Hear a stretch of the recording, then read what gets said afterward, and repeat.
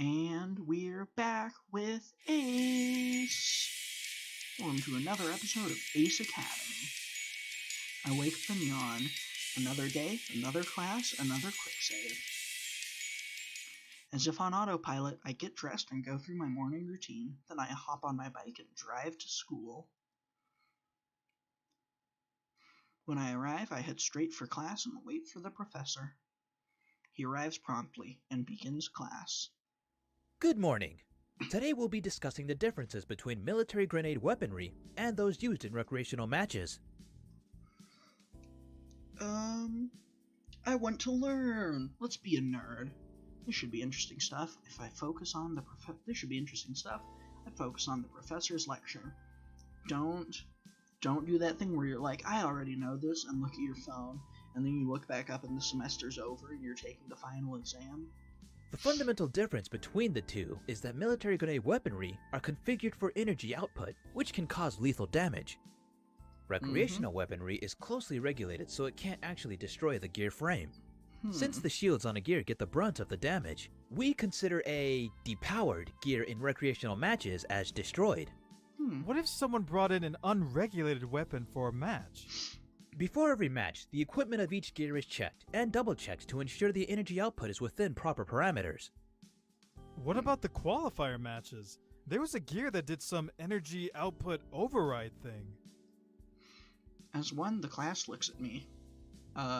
During that specific qualifier match, the gear's energy core is what surged with additional power, not his weapons. Although, I must admit, I've never seen a core do that before. Hopefully this young man can enlighten us on how he did it. No one finds out my secret. Nice try. Our team isn't giving up that information. The class looks disappointed, but the professor grins. Smart move. Don't give away your advantage. Let's get back to the lesson. He returns to his lecture.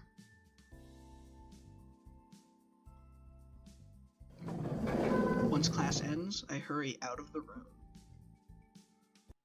My phone is already in my hand by the time I get outside. Let's see if anyone's free. Mayu or Valerie? Let's go with Valerie. I should spend some time on my studies, but I don't want to be cooped up inside when it's such a nice day out. Taking a stroll through campus, I find an isolated bench near the campus cafe and pull out my tablet.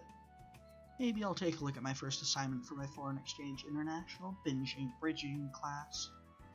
I log into my web link, but I can't find the tab for my class. Maybe the professor hasn't set it up yet? I wonder if anyone else is having trouble. Good thing that Valerie girl gave me her number in class. I find it in my phone and give her a call. She answers the phone almost immediately. Hello?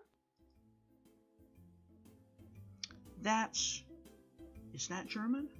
Guten Tag means good day. Hello? Bonjour is French, and I don't speak French. I don't understand French. Oh, sorry. Force of habit. It is French. What's I up? thought she was German. Huh. Are you able to access the Foreign Exchange International Bridging class's web link? This is why you called me? Why else would I call you? She sighs. Hold on. Let me log in. What? Have I told this story before? If I have, I'm sorry, but I play Final Fantasy Tabletop RPG with two girls who are hot as fuck, and they both thought I was asexual. And so, I am very good at not chasing after women and not oogling people. So, sorry to disappoint you, Valerie, but I am immune to your ways. I wait in silence while she types on the line. Yeah, I can see it. Why? What's the assignment? The professor wants us to go off campus and explore the city of Isokaze. She pauses, then her voice turns into silk. Oh, now I understand why you called. Yes, I would love to. What? Love to what? Be your partner. Partner? Like, for life? She laughs. Slow your roll, mister. We haven't even gone on a date yet. So partner for... Partner for the project, silly. We can work in pairs. Oh. Exploring the city with another person would make it more fun than going alone. Sure, yeah, let's do that. Great. When do you want to get together? How about this weekend? It's a date. It's not a date. We'll meet at the park. See you then. It's not a date. She hangs up before I can finish. I really hope she was joking about that. I'm in the campus gym finishing up my workout. When I return to my locker, there's a missed text from Cowrie. Emergency meeting. Meet now in the hangar. Geez, all caps. I'd better get going.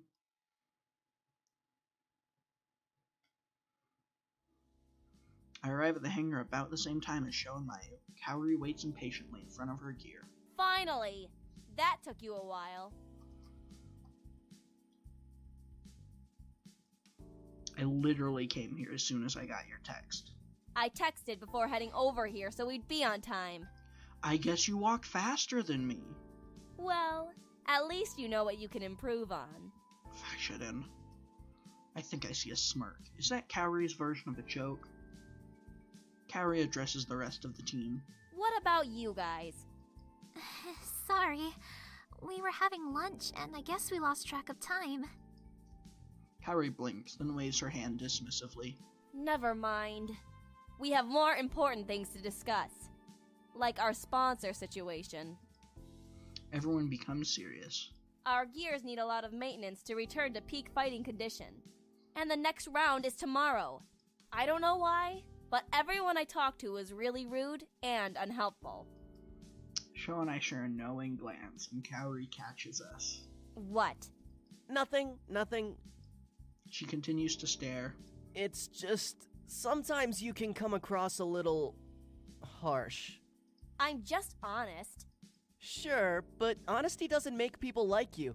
You need to get in touch with your soft, warm, feminine side. Yeah, that's what I do. Cowrie raises an eyebrow. Is that what you do? Yes! I mean to the warm thing, not the soft and feminine thing. Oh, I mean to the whole thing. I'll be as feminine as I need if it gets me what I want. I'm just going to shut up now. Before you do, did you manage to get a sponsor? He folds his hand behind his head and leans into them. Nope. You forgot to ask around, didn't you? Maybe? He looks sheepish. Cowrie rolls her eyes. What about you, Mayu? Can your father sponsor us? Mayu shakes her head. Unfortunately, he's backing the team I was originally supposed to join. When I was invited onto the team, Father was so happy, he promised he'd sponsor them. Even though I never joined them, he can't go back on his promise. Cowrie nods and faces me. You had that interview yesterday, didn't you? Yeah, I went to the interview with Warp Tech. It didn't work out. Why am I not surprised? It had less to do with me and more to do with our team status. I can show you the full report from the SBA if you want to know the official reason, but basically we weren't a high enough rank. I fish my phone out of my pocket. It flashes low battery warnings at me before it dies completely.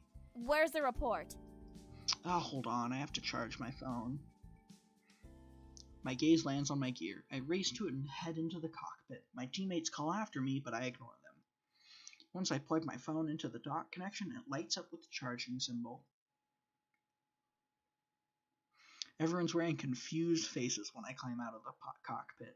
Sho can raise one eyebrow. Cowrie, they can all raise one eyebrow. How do people do that? What? My teammates are so talented. What? Why didn't you just use an outlet? Mayu points to an outlet on the wall. When did those get there? Huh, that's new. No, they're not. I've never noticed them before. Ooh, what about those? And those? Sho points to another outlet. In fact, there are outlets everywhere. No, never seen them before either. Besides, an outlet doesn't do me any good if I don't have a phone charger with me. Oh, I suppose that makes sense. Anyway, Mayo's on I board. guess we're back to square one. Back? We never left square one. Don't give up hope just yet. I might have something. Another meeting? No, but my friend the SBA is still helping us search.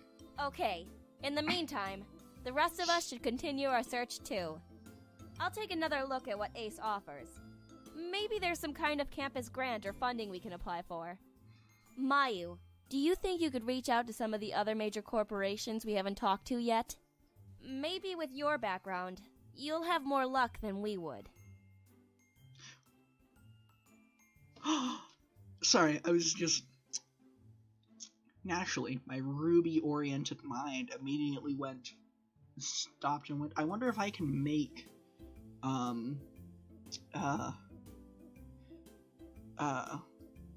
make a acronym with our letters, and I think we have enough for Crimson, because there's 4 people on our team. Kaori, Red, Mayu, Sho. And it's not really Crimson, but close enough. Team Crimson. Cool. Oh, neat. Mayu nods. Maybe Sho can ask around local businesses? Okay. Good idea. Kaori looks at me. I'll follow up with my contact. She nods. Hopefully, we'll find someone. But there's a chance we might have to fight with our gears as is. I'm confident we'll get someone in time. Mayu smiles at me and nods. She claps me on the back. Okay, we have our plan. Text me if you guys get any leads. I'm off then. I've got We some all stuff to nod. take care of. I hope you mean reaching out to the businesses, Sho, and not playing your video games. Of course that's what I meant. The arcade industry is a lucrative place to find a sponsor. Mayu sighs. Sho. He wears his signature smile. Okay. Let's go find us a sponsor. Mayu beams. The pair wave at us before heading out. I'll be going too. Tell me if your friend is successful. Yeah.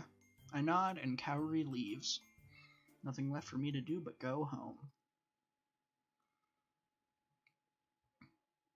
An uneventful drive later, I arrive at home. I'm back. I walk into an eerily quiet living room. Looks like I'm the first one here. It feels a bit strange. Nikki's bright smile is usually here to greet me. Maybe she has an after-school club activity or something.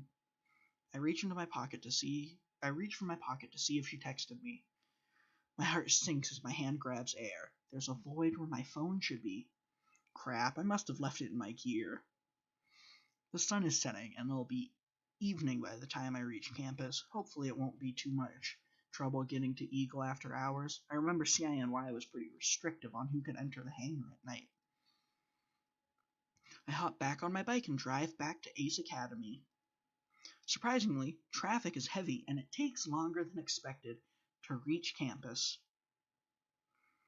A handful of students cross the quad as they head towards either their evening classes or the bus station.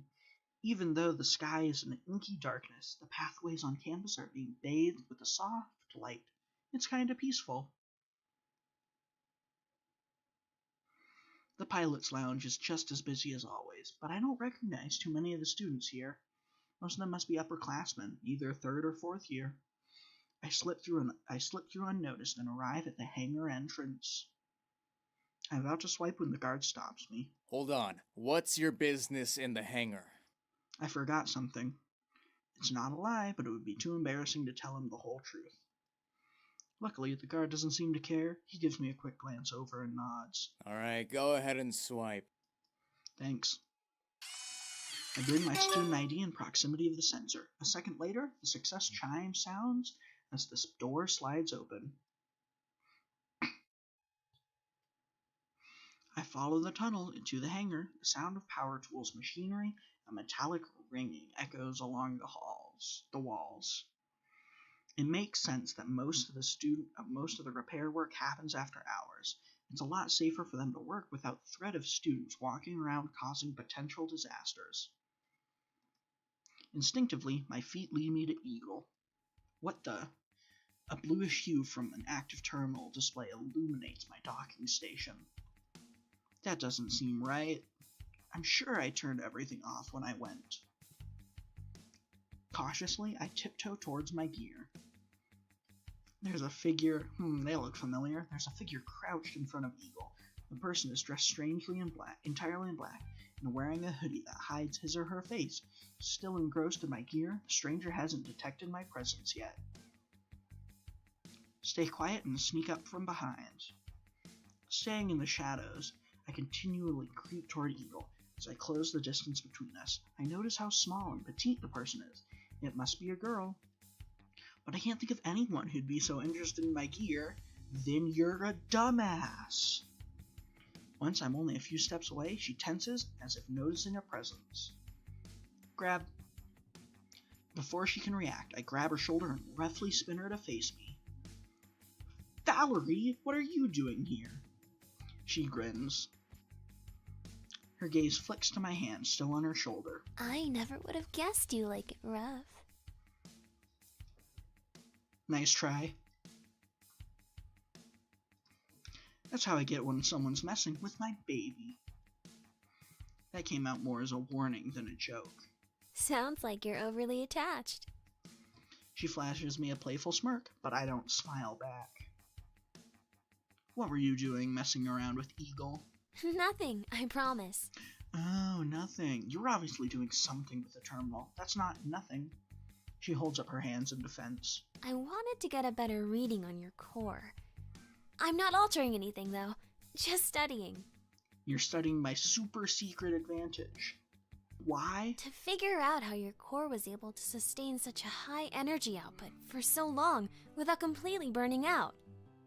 Given the size of your core and the cooling system, the heat dissipation doesn't seem like it would have sustained longer than a few seconds, yet it lasted almost 10 minutes! Maybe there's a direct coolant injection to the primary source? I also didn't consider the acceleration of airflow given the hidden frame openings. Perhaps a quick calculation using... Shut up. My eyes start to glaze over as she continues her technical jargon. As I struggle to pay attention, I can't help but be a little impressed. She's more than meets the eye. I notice that the longer she speaks, the more relaxed her body becomes, and her voice is laced with excitement. She's really passionate about how gears work, and I believe that she's telling the truth when she said she never intended to sabotage Eagle. Yeah, but that doesn't make it okay. She's learning all your secrets, man. Here, I'll prove I wasn't changing anything. I watch as Valerie retraces a few screens with all the configuration data unmodified. Okay. Huh? I get it, you were curious, but you can't just break into other people's robots and mess with their parts. Thank you. She looks away. I'm sorry. No, you're not.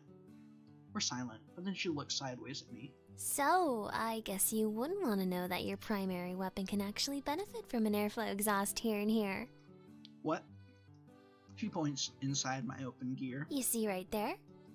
Yes. It'll still require validation testing, though. You should probably get your engineer to check it out. My engineer? Yeah, you know. The person who makes sure all your gears are working properly and helps you with any upgrades or improvements. Don't the sponsors do that?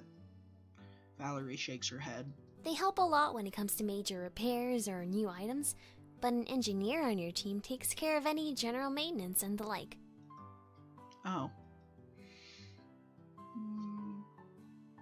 Maybe we should get an engineer. I'll ask my team about getting an engineer. It sounds like we could really benefit from one. You definitely would. She scoots closer and smiles. And luckily for you, you already have one person perfect for the job. I'm a little technical, but not that much. Really. She scoots even closer and closer and bats her eyelashes at me. Who's that?